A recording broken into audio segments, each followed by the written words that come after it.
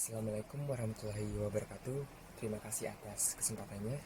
Perkenalkan, nama saya Atria Hendri Resnata dengan NIM 2017-210447. Di sini saya akan menjelaskan mengenai prinsip GCG menurut BUMN atau Badan Usaha Milik Negara.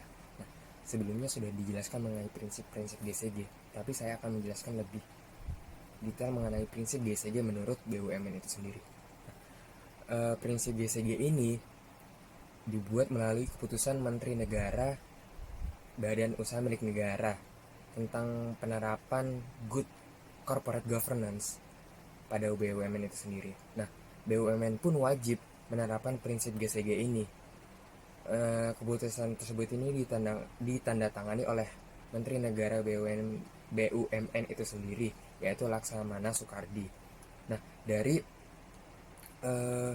prinsip GCG ini mewajibkan BUMN untuk menerapkan secara konsisten dan menjadikan GCG ini sebagai landasan operasional BUMN yang bersangkutan. Nah, ada 5 prinsip yang maksud saya ada 5 prinsip GCG menurut keputusan ini, yaitu yang pertama, kewajaran atau fairness. Nah, kewajaran ini berarti keadilan dan kesetaraan dalam memenuhi hak-hak masing-masing stakeholder atau pemangku kepentingan sesuai kontribusi yang diberikan kepada perusahaan serta perjanjian dengan perundang-undangan yang berlaku.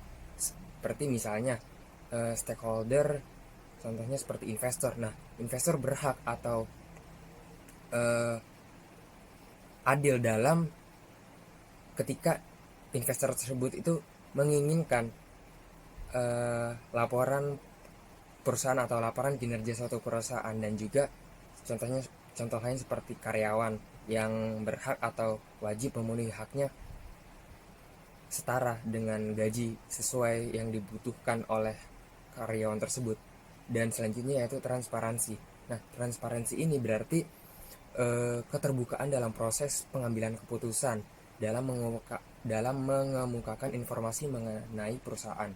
Nah, perusahaan harus atau wajib mematuhi peraturan perundang-undangan yang mengatur masalah tentang keterbukaan informasi yang berlaku bagi perusahaan.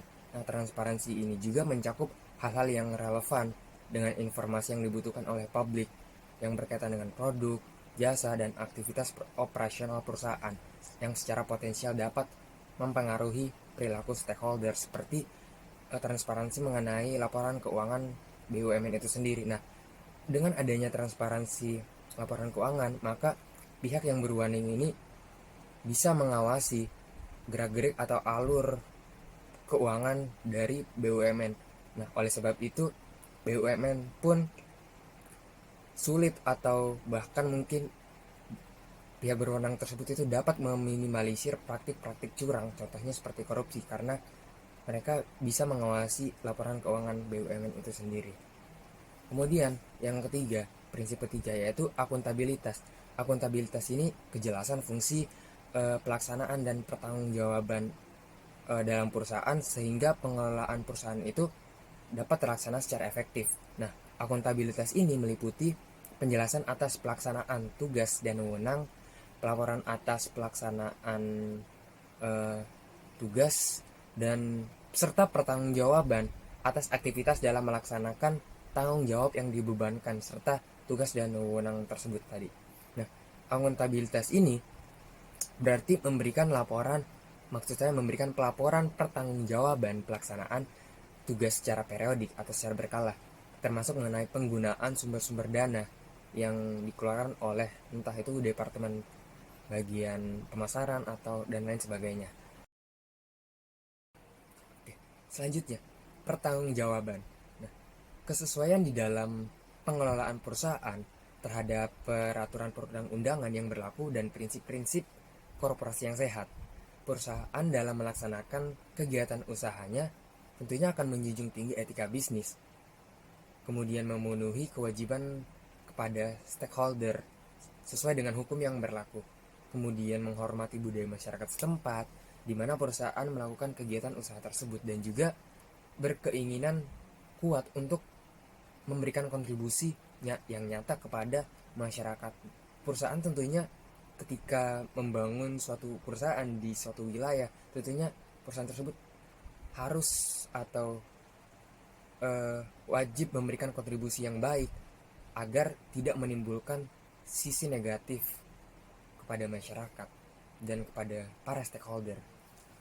Kemudian kewajiban para pengelolaan perusahaan itu untuk memberikan pertanggungjawaban atas semua tindakan dalam pengelolaan perusahaan kepada para stakeholder tadi sebagai wujud kepercayaan dan wewenang yang telah diberikan oleh perusahaan kepada masyarakat atau stakeholder. Dan prinsip terakhir yaitu kemandirian. Prinsip ini yaitu suatu keadaan yang dimana perusahaan dikelola secara profesional tanpa benturan atau bentrokan antara kepentingan pengaruh dari pihak lain, dan pihak ini pun tidak sesuai dengan peraturan perundang-undangan yang berlaku dan prinsip-prinsip korporasi yang sehat. Nah, artinya kemandirian ini berarti pengelolaan perusahaan secara profesional sesuai dengan peraturan perundang-undangan tanpa adanya benturan kepentingan dan tekanan dari pihak lain. Seperti itu. Selanjutnya akan dijelaskan oleh rekan saya. Terima kasih.